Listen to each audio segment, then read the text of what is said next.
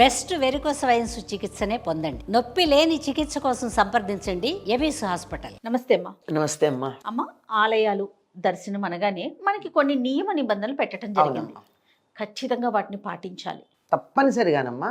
B a Roman when you are in Rome అని ఒక సామెత ఉంది. మనం ఎక్కడుంటే అక్కడ అక్కడ వాళ్ళ నియమాన్ని పాటించడానికి ఇష్టపడితే వెళ్ళాలి, లేకపోతే వెళ్ళదు. ఎవరు వెళ్ళమన్నారు? ఫోన్లు మాట్లాడేస్తూ ఉంటారు, అటు ఇటు ఆలోచిస్తూ ఉంటారు, ఏది ఒక క్రమంలో చేయాలో అది చేయకుండా ఉంటారు. కొంతమంది అయితే ఫోటోలు తీసేస్తూ ఉంటారమ్మా. మూల విరాట్ని ఇప్పుడు ఈ మధ్యకాలంలో ఎక్కువగా, ఎందుకంటే ఒక 2-3 months బ్యాక్ నేను కుంభకోణం ఇట్లా రామేశ్వరం ఇవన్నీ చూడటానికి వెళ్ళొచ్చాను హాలిడేస్లో.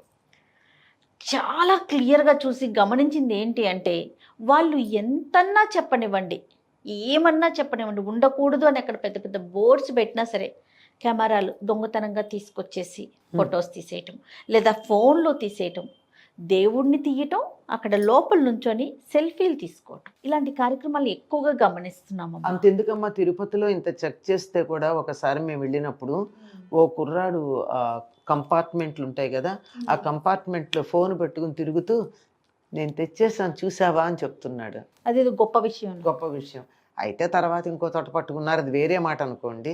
మరి అక్కడి ఈ చెప్పకుండా గనక ఉండుంటే అది కూడా దాటి వెళ్ళేదేమో కదా. ఇది ఎవరికి వాళ్ళకి స్వీయ నియంత్రణ ఉండొద్దు.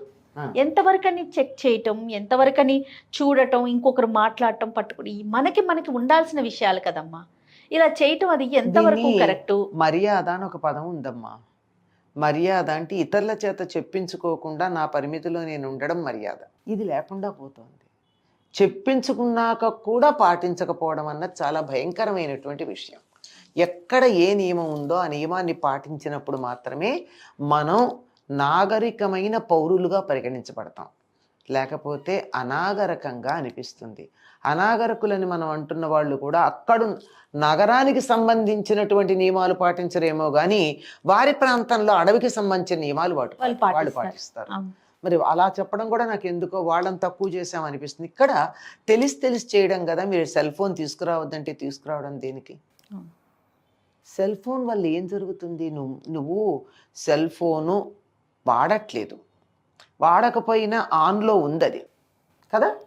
ఆన్లో కనుక ఉన్నట్టేమో సిగ్నల్స్ వస్తూనే ఉంటాయి కదా. తర్వాత అయినా నువ్వు సైలెంట్లో పెట్టినా నీకు ఇన్ని కాల్స్ వచ్చాయిన తర్వాత మెసేజ్ ఉంటుంది కదా. అంటే your instrument is receiving the signals కదా. ఈ సిగ్నల్స్ లోపలికి వచ్చాయంటే ఏ పవిత్రమైనటువంటి వాతావరణంలోకి మనం వెళ్ళామో అక్కడ దానికి కొంత భంగం కలిగిందా లేదా? ఖచ్చితంగా. మరి అక్కడ ఎందుకు వెళ్ళాం మనం? అక్కడ ఎలక్ట్రోమాగ్నెటిక్ ఫీల్డ్ ఒకటి ఉంటుందని కదా ఆరా అని మనం చెప్పేది. దానికి వెడుతున్నాం. ఆ ఎలక్ట్రోమాగ్నెటిక్ ఫీల్డ్ని మీరు అనుభవించటం కోసం వెడుతూ అక్కడికి వెళ్ళి దాన్ని డిస్టర్బ్ చేస్తున్నారు అంటే మీరు ఎంతటి దుర్మార్గులు, రాక్షసులు అనుకోవాలి. కరెక్ట్ అమ్మా, బాగా చెప్పారు. కనుక నియమం పాటించండి. ఏమైంది? 5 నిమిషాలు ఫోన్ లేకపోతే ఉండలేరా? అక్కడికి వెళ్ళి వద్దన్న చోట ఫోటో తీస్తే ఏమిటో మీ ఘనత అంటే మీరు చెప్పుకోవడం అనమాట. మేం చూసారా నియమాలను ఉల్లంఘించాం, నిబంధనలని పాటించలేదు, we are above rules and regulations అని వాళ్ళ గురించి వాళ్ళు గొప్ప చెప్పుకోవడం తప్ప మరొకటి కాదు.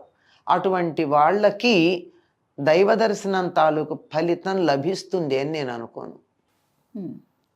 దైవ దర్శనం ఫలం లభించాలంటే ఇటువంటి అహంకారంతో పెడితే దర్శన ఫలం లభిస్తుందా? లభించదు. ఒక నాస్తికుడు దైవ దూషణ చేసేవాడు వెడితే ఎంత ఫలమో వీళ్ళకి కూడా అంతే.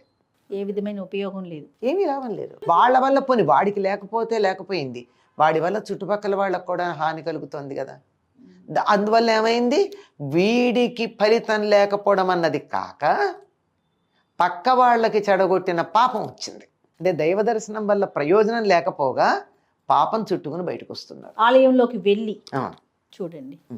అలాగే మూల విరాట్ని ఫోటోలు తీస్తూ ఉంటారమ్మా. ఎన్నిసార్లు చెప్పినా కూడా వినిపించుకోరు. అలాంటి వారికి మీరేం చెప్తారు? అటువంటి వాళ్ళని అనాగరికులను కూడా అనడానికి వీల్లేదు. ఏమని చెప్పాలి?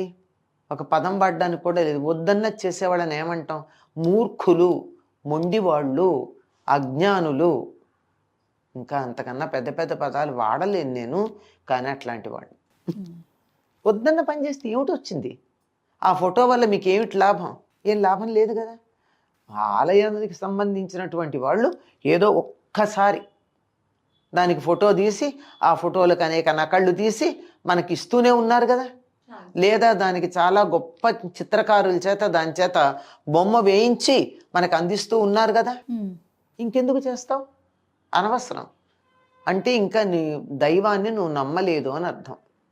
అంతెందుకండి, కొంతమంది సిద్ధులు మొదలైన వాళ్ళని ఫోటోలు తీస్తామంటే వద్దని వాళ్ళు అంటూ ఉంటే వీళ్ళు బలవంతంగా ఫోటోలు తీసిన సందర్భాలు ఉన్నాయి కదా. తీరా బలవంతంగా ఫోటో తీస్తే అక్కడ పక్క వాళ్ళు కనపడ్డారు కానీ అసలైనటువంటి వాళ్ళు కనపడరు. అటువంటి శక్తి ఉన్నది. వద్దని చెబితే అంతే. నువ్వు తీస్తే కూడా ఒక రాయి అక్కడ నీకు కనపడుతోంది తప్ప దైవం కాదు. నువ్వు బలవంతంగా తీసిన ఫోటోలో కనపడేది ఒక రాయి తప్ప దైవశక్తి కాదు. పాంచభౌతిక శరీరంతో ఉన్నటువంటి ఒక మహాయోగి ఫోటో తీస్తేనే రానప్పుడు దైవీ శక్తి నీ ఫోటోలో బంధించబడుతుందా? బంధించబడదు కదా. మూర్ఖత్వం కదా. మూర్ఖత్వం కాదు, ఇంకా రాక్షసత్వం అని చెప్పాలి. రాక్షసుల్లో కూడా మంచివాళ్ళు ఉన్నారు, మూర్ఖ రాక్షసులు. దేవాలయానికి వెళ్ళడమే మనకున్న పాపాలు పోతాయి, పుణ్యాలు వస్తాయి, లేదా అనుకున్న కోరికలు తీరతాయి, లేదా తీరాలి ఎందుకు కదా, మొక్కుకోవడానికి కదా వెడతాం కదా. దృష్టి దాని మీద లేకుండా పక్కదాని మీదకి వెడితే మన దృష్టి కేంద్రీకరించకపోతే ఎలా కుదురుతుంది? అంతెందుకమ్మా, ఇంట్లో చిన్న పిల్లవాడు వాడు మాట్లాడుతూ ఉంటే నా మాట విను, నా మాట విను అంటాడు. పిల్లాడే మన దృష్టి వాడి మీద కేంద్రీకరించాలి అని అనుకున్నప్పుడు దేవుడు అనుకోడా? దృష్టి కేంద్రీకరిస్తేనే మనకి ఏదైనా ఫలితం ఉంటుంది, లేకపోతే ఎట్లా ఉంటుంది? కనుక అలా దృష్టి కేంద్రీకరించాలంటే మనం కొన్ని పనులు చేయకుండా ఉండాలి. ఇవి చెయ్యొద్దు అని గట్టిగా అనుకుంటే బాగుండు. పోనీ ఇది చెయ్యొద్దు అంటే దాని మీద దృష్టి పోతుందంటే ఏం చేయాలో కూడా చూసుకుందాం. ఇప్పుడు మాట్లాడతాం, పక్క వాళ్ళతో మాట్లాడాల్సిన అవసరం ఏముందమ్మా? గుడికి వచ్చాక మాట్లాడుకోవడానికి సమయమే లేదా? 24 గంటల్లో ఒక 5 నిమిషాలు మాట్లాడుకోకుండా ఉండలేరా? పైగా మనవాళ్లే, మనం మాట్లాడేది మనతో వచ్చిన వాళ్ళతో ఇక్కడే మాట్లాడాలా? బయటికి వెళ్ళి మాట్లాడుకోవచ్చు కదా. అంటే నీకు దేవుడి కన్నా నీతో వచ్చిన వ్యక్తి ఎక్కువ అనమాట. సరే వాళ్ళతోనే ఉండు, నాకు సంబంధం లేదంటాడు దేవుడు. మాట్లాడడం, వెనక వాళ్ళని తొయ్యడం, ముందు వాళ్ళని తొయ్యడం, ఏదో మనలాంటి వాళ్ళం కాసేపు దేవుడి మీద ఏ గుడికి వెడతామో ఆ దేవుడి ధ్యానం ఏదో చేస్తూ నామం చూసుకుంటూ ఉంటే వెనక నుంచో ముందు నుంచో మోచేతులతో పొడుస్తూ ఉంటారు. అవును. దానివల్ల వాళ్ళకి వచ్చేది ఏమిటంటే వాళ్ళకి ఎలాగో పుణ్యం రాదు, మనని చెడగొట్టిన పాపం కూడా వస్తుంది. గుడికి వెళ్ళి పాపం సంపాదించుకోవాలా? అక్కర్లేదు కదా. ఎక్కడ లేని కబుర్లు ఇక్కడేనా? వికిలి నవ్వులు నవ్వడం, పక్క వాళ్ళని ఆకర్షించే పనులు చేయడం, దేవాలయాల్లో 10 మంది నన్ను చూస్తున్నారా లేదా, అక్కడైనా నీ హీరోయిజం. దేవుడి దగ్గర హీరో నువ్వు ఎక్కడ ఉండాలి హీరోగా? ఇక్కడ కాదు కదా. కనుక పక్క వాళ్ళని ఇంకోళ్ళు నన్ను చూస్తున్నారా లేదా అని గట్టిగా మాట్లాడడం, ఇలాంటి పనులన్నీ చేయకూడదు అంటారమ్మా. ఇతరులను ఆకర్షించే పని ఏది చేయకూడదు.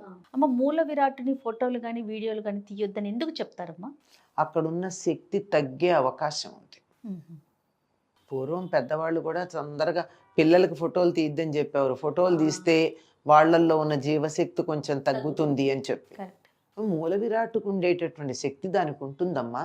అక్కడి నుంచి నువ్వు ఫోటో అంటే ఏముంది మామూలుగా అనుకుంటున్నావా? ఫోటో తీసినప్పుడు ఎంత శక్తి అక్కడ ప్రసారం అవుతుంది, వీళ్ళు అక్కడి నుంచి తీసుకొస్తోంది కదా. అందువల్ల అది తీయకూడదు అంటారు. ఇది మన దేవాలయాల గురించి అనుకుంటున్నామా?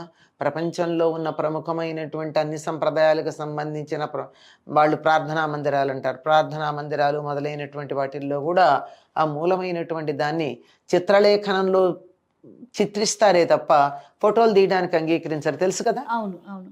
అక్కడెక్కడ వీళ్ళకి ధైర్యాలు రావు, మన దేశంలో వచ్చేస్తాయి. అంటే మన శిక్షా స్మృతి చాలా తేలిగ్గా ఉంది కదా, అందువల్ల. కాబట్టి నియమాల్ని పాటించాలి. ఎక్కడికెడితే అక్కడ పాటించాలమ్మా. హాస్పిటల్కి వెడితే అక్కడ నియమాలు పాటించట్లేదా? ఐసీయూలోకి వెళ్ళేటప్పుడు ఇంకో చోటకి వెడితే, ఒక మ్యూజియంకి వెళ్తే అక్కడ నియమాలు పాటించట్లేదా? ఎక్కడికి వెడితే అక్కడ నియమాలు పాటించట్లేదు. ప్రపంచంలో ఇక్కడ నియమాలు ఉల్లంఘించిన వాళ్ళే ఇతర దేశాలకు వెళ్ళినప్పుడు చచ్చినట్టు పాటిస్తున్నారు, కుక్కిన పేలల్లాగా పాటిస్తున్నారు, కుక్కల్లాగా పాటిస్తున్నారు. ఇంకా గట్టిగా చెప్పాలంటే మన దేశంలోకి వచ్చేప్పటికి, అందులో మన దేవాలయాల దగ్గరకు వచ్చేటప్పటికి ఎందుకింత చులకన? మనసులో ఉన్న చులకన భావం వల్ల. అందువల్ల ఫలితాలు అలాగే ఉంటాయి. అక్కడ భయంతో పాటిస్తున్నారు, భక్తితో కాదు. ఇక్కడ భయము లేదు, భక్తి లేదు, రెండూ లేవు. అంచేత ఎక్కడా అంతే. అందువల్ల భక్తితో పాటించని వాళ్ళకి భయంతోనైనా చెప్పాల్సిన పని ఉంది. తప్పకుండానమ్మా. నమస్తే. నమస్తే అమ్మా.